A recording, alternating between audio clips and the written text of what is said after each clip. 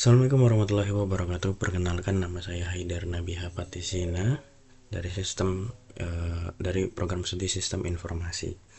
Jadi di video kali ini saya akan mempresentasikan tugas praktik 3 saya tentang program manajemen menu restoran. Jadi di program ini itu dibuat dengan menggunakan HTML, CSS, dan juga JavaScript.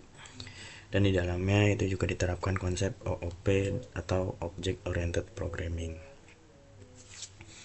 Nah, beberapa konsep yang digunakan oleh saya atau oleh soal tugas ini yaitu ada abstract class, inheritance, encapsulation, polymorphism, exception handling, dan juga file IO. Jadi di sini saya akan menjelaskan bagaimana program ini bekerja, mulai dari pengelolaan menunya, pembuatan pesanan, sampai ke penyimpanan stok. Lanjut, secara umum program itu digunakan untuk mengelola menu restoran. Jadi pengguna bisa menambahkan data makanan, data minuman, dan data diskon. Setelah itu juga ada pelanggan juga di sini bisa memilih menu yang ingin dipesan juga. Terus program ini kemudian akan menghitung subtotal, menghitung diskon, menentukan total bayar, dan juga membuat struk pesanan. Jadi alurnya ini dimulai dari input menu, lalu data diproses melalui kelas yang sudah dibuat. Setelah itu menu bisa disimpan, pesanan bisa dibuat, total bisa dihitung, dan struk bisa dicetak atau disimpan. Jadi program ini tidak hanya menampilkan data tapi juga memproses data sesuai konsep OOP tadi. Terus di program ini itu kelas utama digunakan adalah menu item. Nah, menu item itu berfungsi sebagai kelas dasar untuk item restoran. Jadi dari kelas ini dibuat beberapa menu kelas turunan, yaitu ada makanan, ada minuman, dan ada diskon. Nah, kelas makanan itu digunakan untuk data makanan, kelas minuman juga digunakan untuk data minuman, sedangkan kelas diskon ya digunakan untuk potongan harga gitu. Nah, terus juga ada kelas menu untuk menyimpan daftar menu restoran dan kelas pesanan untuk menyimpan pesanan pelanggan. Jadi dengan pembagian seperti ini, program juga bisa menjadi lebih rapih karena setiap kelasnya juga memiliki tugasnya masing-masing. Lanjut, di kelas menu item itu digunakan tadi sebagai kelas induk kan. Jadi di kelas ini tidak dibuat untuk digunakan langsung sebagai objek, tapi sebagai dasar untuk kelas lain gitu. Jadi seperti makanan, minuman, dan diskon. Nah, di dalam konstruktor itu terdapat menu target menu item. Jadi bagian ini tuh digunakan untuk mencegah menu item itu dibuat langsung. Jadi kalau ada yang mencoba membuat objek dari menu item, program ini akan menampilkan sebuah error. Selain itu, ada metode tampil menu juga dibuat agar wajib ditulis ulang oleh si kelas turunannya. Karena dengan cara ini tuh konsep abstraksi dalam OOP bisa diterapkan. Terus juga karena kelas induk ini hanya menyediakan bentuk dasarnya, sedangkan detailnya itu dibuat oleh kelas anak-anak, itu kelas anak. Lanjut, konsep berikutnya ini adalah konsep encapsulation. Jadi dalam kelas menu item, atribut seperti nama, harga, dan juga kategori itu dibuat private menggunakan tanda pagar, contohnya hashtag nama dan ada hashtag pagar hashtag harga gitu. Jadi artinya data tersebut itu tidak bisa diakses langsung dari luar kelas. Untuk mengambil atau mengubah datanya, program ini menggunakan getter atau sheeter. Contohnya pada bagian set harga ini nih, program akan mengecek dulu nih apakah harga yang dimasukkan berupa angka atau tidak bernilai negatif. Jadi fungsi setter itu juga bukan hanya untuk mengubah data tetapi juga untuk memastikan data yang masuk itu sudah benar atau belum. Nah, di kelas makanan ini menggunakan extend menu item. Jadi artinya kelas makanan ini mewarisi atribut dan perilaku dasar dari kelas menu item tersebut. Jadi dalam konstruktor tersebut terdapat super dalam kurung buka kurung tutup kurung itu fungsinya untuk memanggil konstruktor dari kelas induk. Di kelas makanan juga memiliki atribut tambahan yaitu jenis makanan. Lalu metode tampil menu dibuat khusus untuk menampilkan informasi makanan seperti nama, menu, kategori, jenis makanan dan juga harga. Jadi di bagian ini itu terlihat bahwa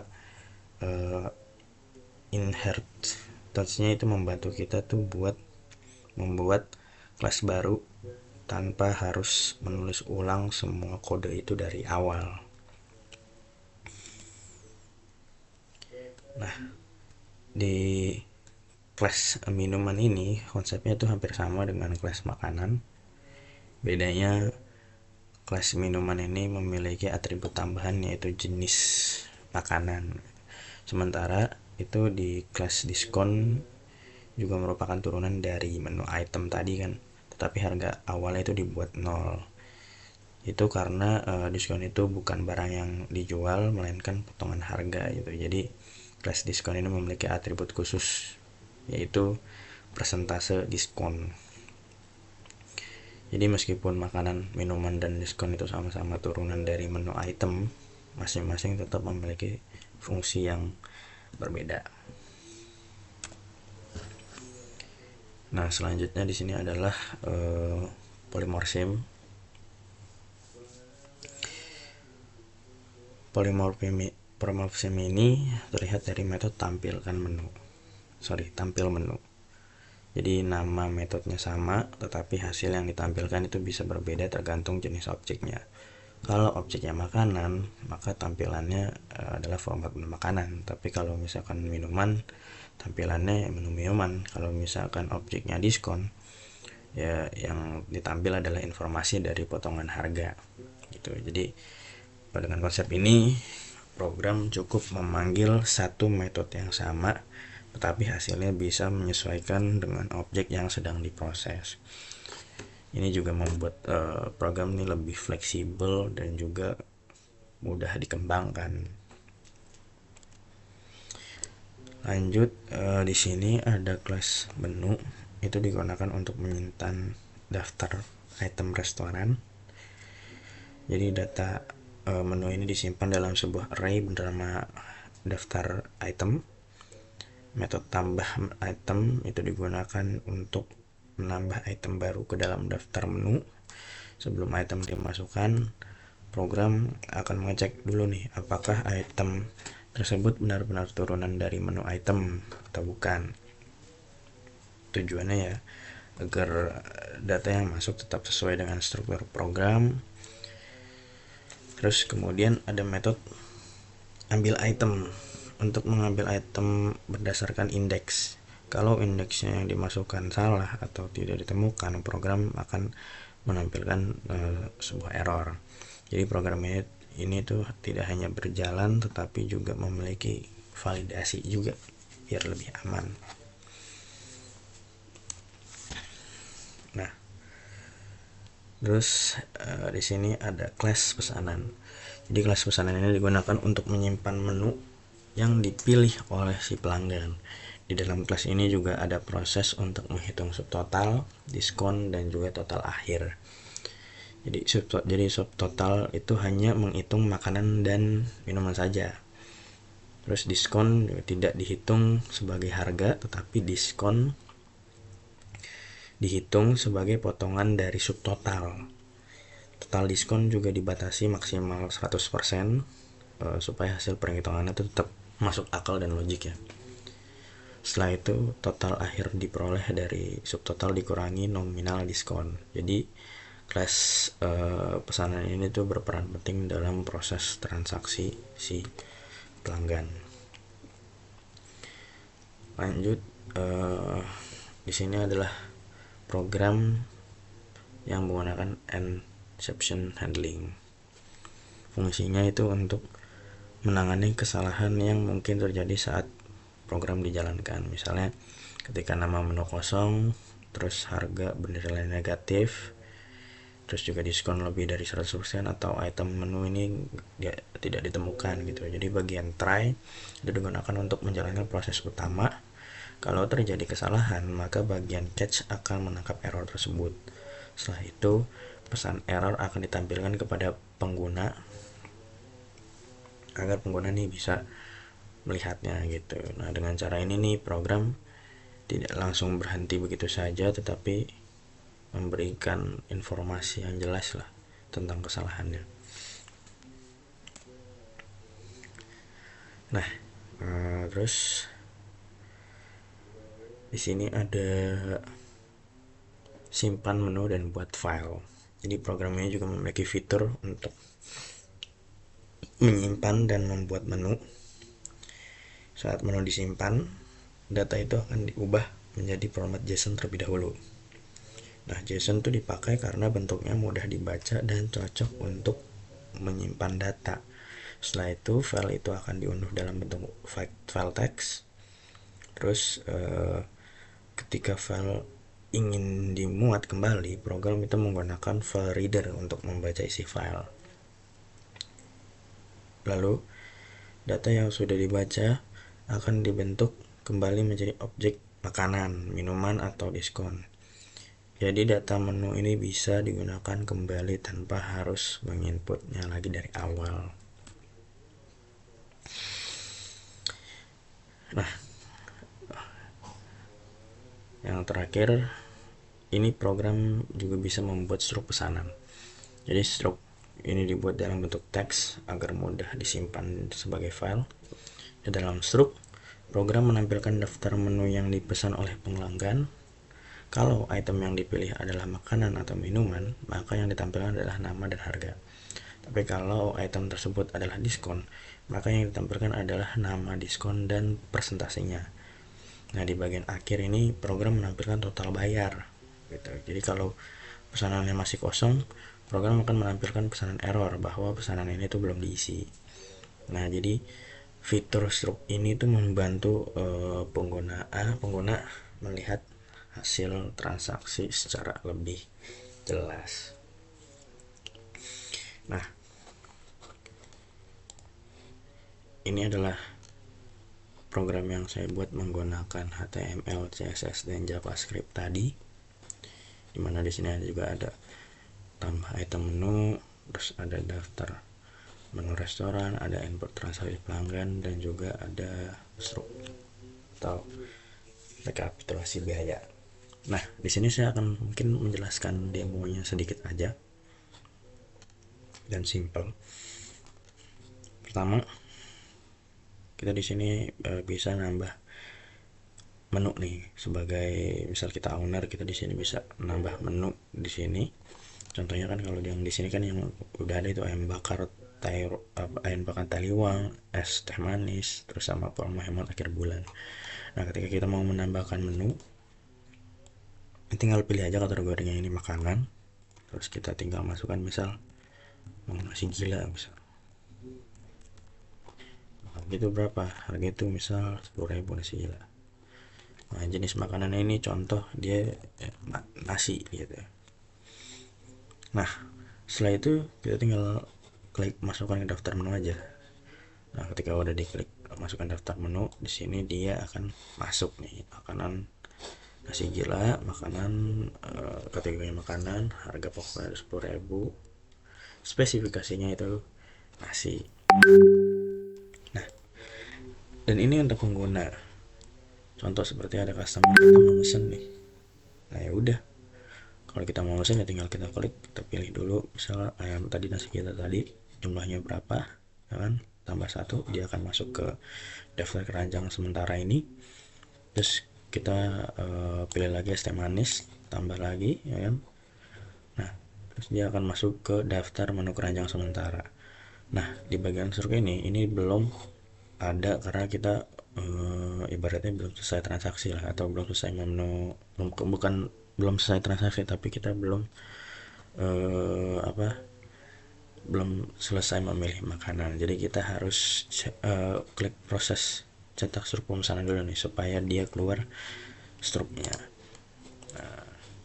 Ini adalah contoh struk yang udah kita klik proses cetak struk pemesanan tadi dengan total bayar sekitar 16.000 rupiah, ada nasi gila 10.000 dan es teh manis sekitar 6.000 rupiah. Jadi totalnya itu adalah 16.000 rupiah yang harus dibayarkan oleh pelanggan.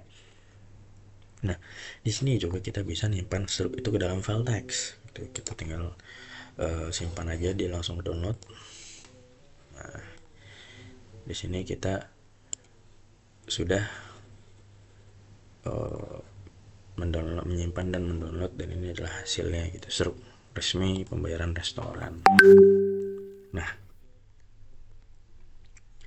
di sini kita juga bisa memuat daftar menu itu dari file dan juga simpan daftar menu dari file. Contoh kita simpan dulu nih, ya kan, daftar menu dari file tersebut kita buka. Nah, di sini kan ada makanan, ayam bakar, taehung, terus ada es teh manis, ada promo hemat, dan ada nasi gila. Misal ketika kita mau muat nih daftar menu dari file, contoh kita tambahin aja di sini, misalkan makanan gitu, kita tambahin, terus yang kita mau masukin apa, contoh nasi goreng,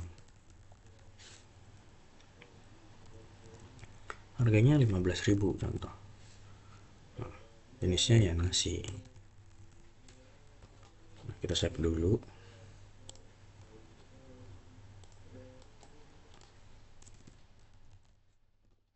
Save di downloads. Nah, ketika kita udah save di download nih, tadinya kan di sini kan belum ada ya daftar menu nasi gorengnya. Kita muat nih file dari menu file ini nih, ya kan. Nah, nih tadi kan kita buat save di daftar menu restoran baru. Kita klik enter. Sistem IO sukses mengimpor berkas menu eksternal. Kita lihat di bawah. Nah, ketika kita sudah muat file menu ini dari file daftar menu ini dari file, maka di sini akan muncul nasi goreng dengan kategori makanan dengan harga pokok 15.000 dan jenis makanan itu nasi sesuai dengan yang kita tambahkan tadi di file eksternalnya gitu.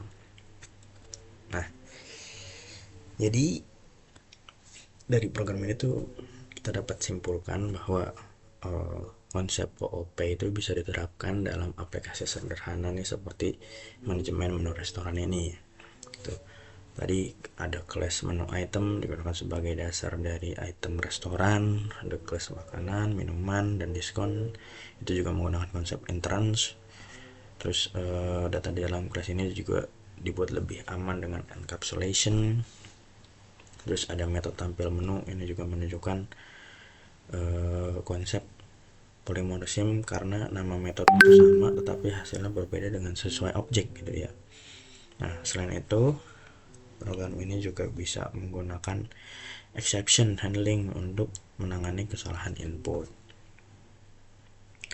Nah, fitur file ini juga digunakan untuk menyimpan dan membuat data menu serta struk pesanan. Jadi secara keseluruhan program ini sudah menerapkan konsep OOP dan menghubungkannya ke sebuah kebutuhan aplikasi restoran sebenarnya ini gitu. Jadi mungkin itu saja presentasi dari saya, kurang lebihnya mohon maaf. Billahi taufiq wal hidayah. Wassalamualaikum warahmatullahi wabarakatuh. Terima kasih.